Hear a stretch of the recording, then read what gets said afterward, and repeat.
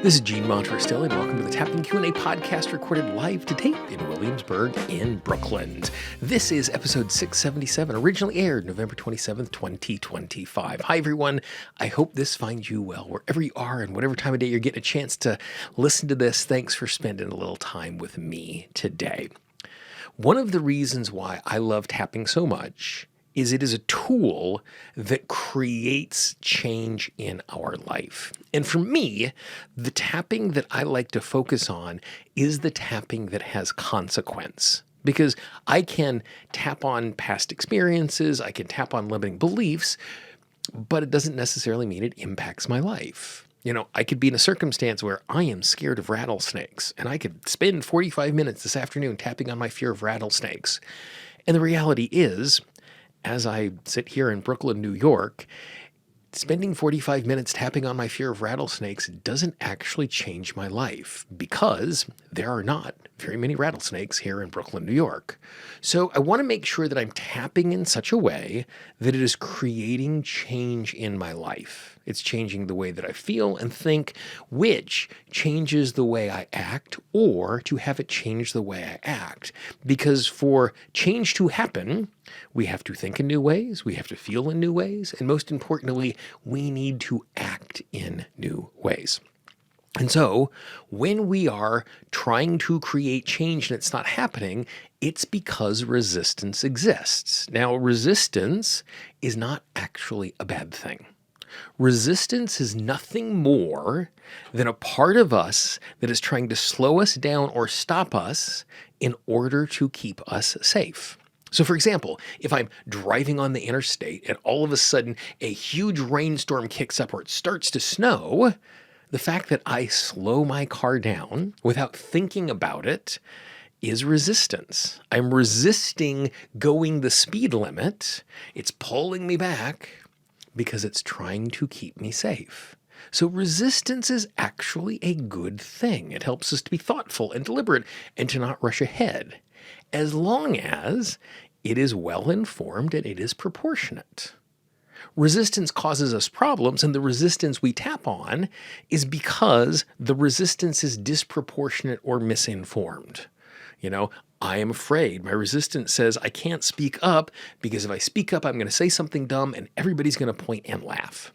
Now, that is a possibility, but it's not a probability. And so there's lots of circumstances where it is safe for me to speak up and even misspeak when I speak up, where it's not actually going to cause any danger.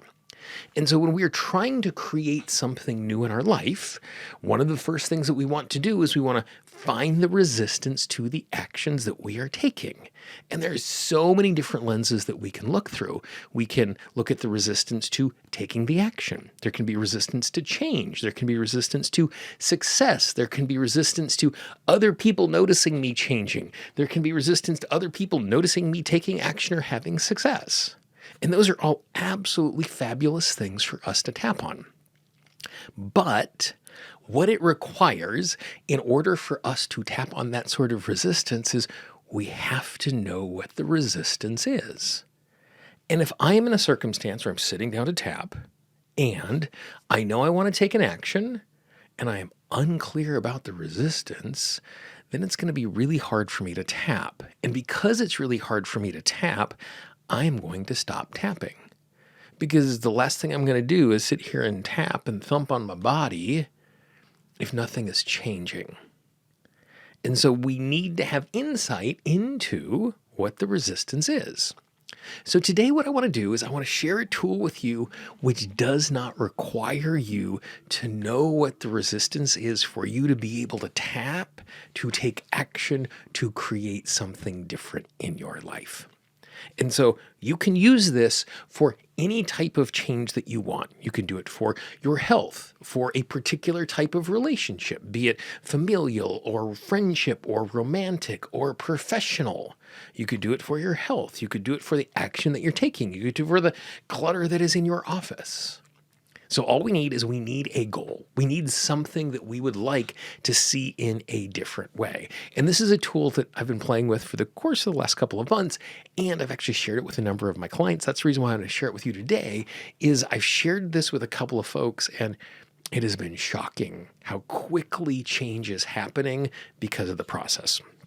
So the first thing that we want to do is we want to paint the picture of what success looks like.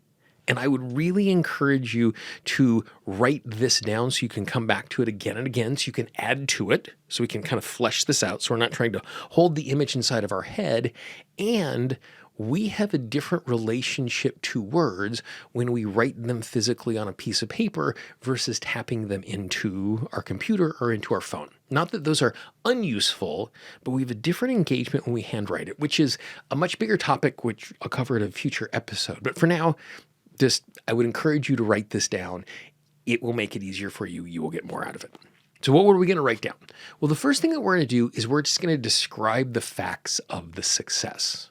What does success look like?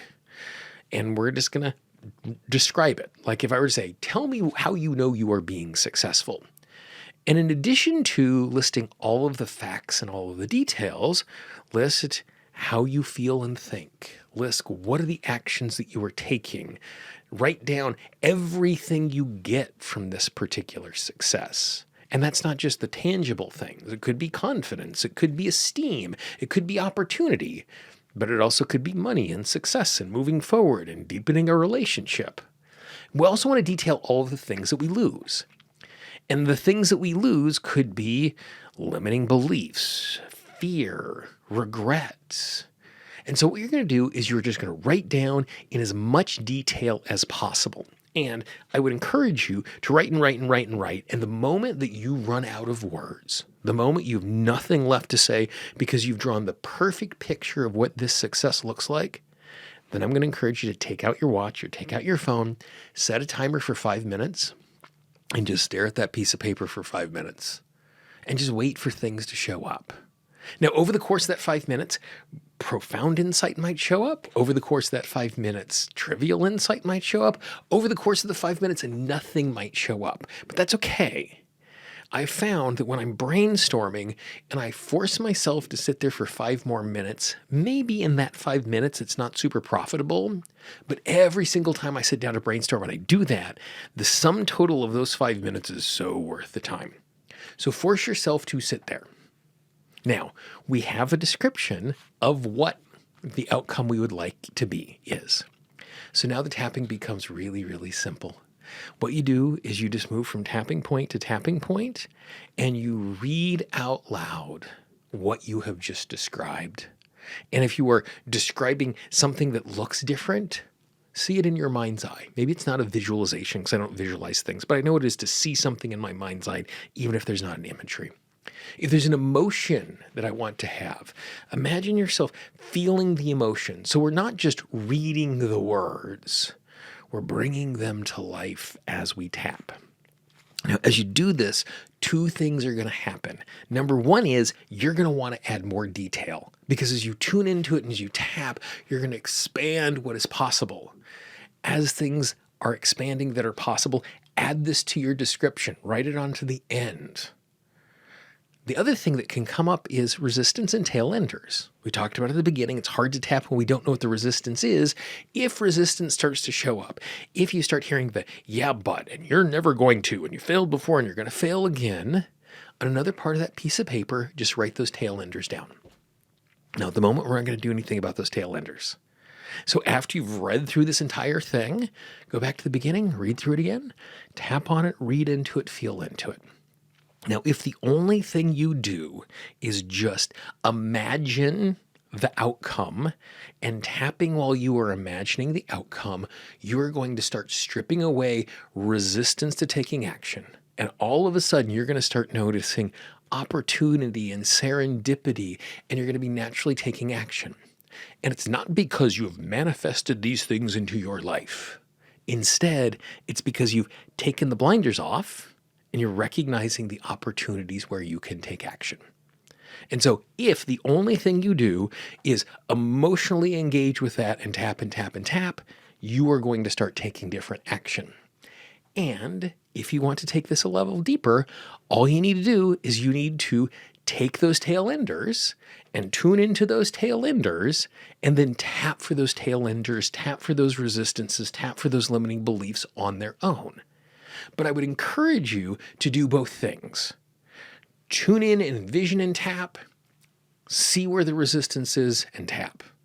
And by adding those two things hand in hand, you are going to be shocked and amazed how you just naturally start acting in different ways. It really is that simple. I've seen it personally over the course of the last couple of months. I've been playing with it, and the reports that I've gotten from a couple of my clients, so I gave them this as like possible homework assignment, has actually been shocking. And that's the reason why I wanted to share that here, is it wasn't just something I was experiencing that was amazing, but what my clients were seeing was super amazing as well. Again, it's super, super simple. In as much detail as possible, describe the outcome you want, read it and tap, feel into it and tap, read it and tap, and you'll be shocked and amazed at how you move forward inside of that. So I hope you enjoyed that little process. If you know someone in your life who could use a process like this, please be our ambassador, pass it along. Don't spam your entire inbox. We always joke about the fact that our marketing budget is your word of mouth. So you might know one or two people who could really use a process like this. Feel free to share this with them. Now, one other thing they always like to do in the podcast is we like to point you to a past episode, because this is, we're closing in on 700 episodes, and there's this amazing treasure trove of stuff that is waiting there for you. I got this idea from Alex Schmidt, who is one of the co-hosts of Secretly Incredibly Fascinating, which is one of my favorite geeky podcasts. What Alex started doing was sharing a random number of a previous episode at the end of an episode. I did the exact same thing before I jumped on here to record this. I went into a random number generator and it gave us number 245, which is an absolutely perfect companion to this serendipitously. I didn't choose this. The random number gave it to us. But it was a conversation I had a number of years ago with my friend, Julie Schiffman, about what if tapping, which is another way of looking at what if these things were different and tapping into it. So that is a conversation that goes perfectly hand in hand with this. All you need to do is go to tappingqna.com/245. That's tappingqna.com/245 for episode 245. And you can enjoy that absolutely amazing conversation with really, really useful tools. As you look at the screen right now, you actually see the entire archive of the Tapping Q&A podcast. Click on that playlist, dive in. There's a piece of content that is waiting there for you that will be useful in your tapping journey. I look forward to talking with you and tapping with you again real soon. Bye-bye.